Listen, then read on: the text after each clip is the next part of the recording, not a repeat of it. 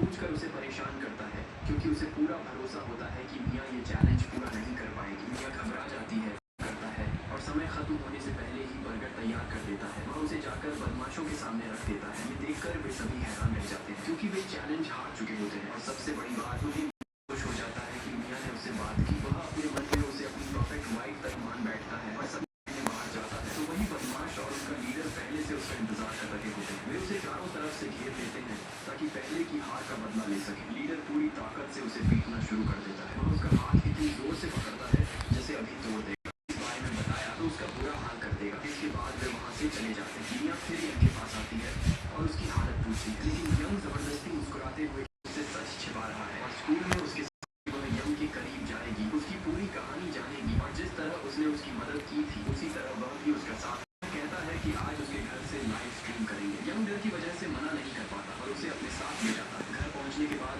Young अपने लिए pasta बनाने लगता है, लेकिन छोटी सी जगह और सामान बिखरा होने की वजह से उसका पैर मशीन की केबल लगते ही वह जोर जोर से चिल्लाने लगता है। ऊपर से उसका लाइव स्ट्रीम बीच में बंद हो जाता है। अब वह गुस्से से आग बबूला हो जाता है और यंग को धक्का देकर जमीन पर गिरा देता है और लगातार मारता रहता है। बात यहाँ तक पहुँच जाती है कि वह अपने जूते से यंग के चेहरे पर पैर रख देता है। अब यंग के सब्र का बांध टूट जाता है। वह गुस्से में कहता है, स्कूल में मार खाई, रेस्टोरेंट में भी सह लिया, लेकिन मेरे अपने घर में मेरे अपने बिस्तर पर कोई मुझे नहीं दबा सकता। इतना कहते ही यंग पूरी ताकत से दोनों एक दूसरे को बुरी तरह पीटते हैं और आखिर में यंग उसे घर से बाहर धक्का देकर निकाल देता है। पहली बार खुद का बचाव करने के बाद उसे अंदर से बहुत सुकून मिलता है। अगली हालत पहले से ज्यादा खराब हो गई है। अगर जल्दी ऑपरेशन नहीं हुआ तो उनकी जान को खतरा हो सकता है। ये सुनकर यंग के पैरों तले जमीन खिसक जाती है। डिलीट कर देता है। उसे लगता है कि अब सब खत्म हो गया, लेकिन अगले दिन स्कूल पहुंचते ही पूरा माहौल बदल चुका होता है। सभी स्टूडेंट्स उसी का इंतजार कर रहे होते हैं। सबने उसका वीडियो देख लिया होता है। जो लड़का कल तक किसी की नजर में नहीं था,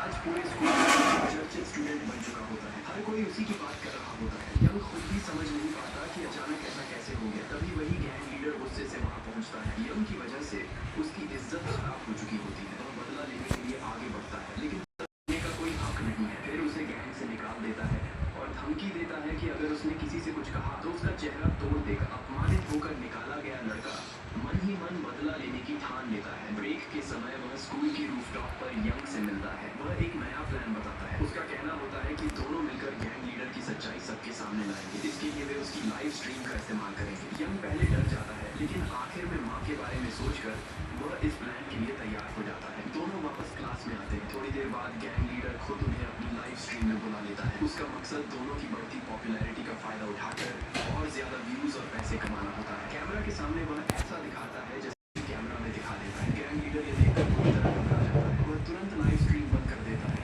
और गुस्से में यंग पर टूट पड़ता है। वह लगातार उसे मारता रहता है और आखिर में उसे जमीन पर गिरा देता है। उसे लगता है कि अब यंग उठ नहीं पाएगा, लेकिन जैसे ही वह वहां से जाने लगता है, अम्मा भूख लग रही है।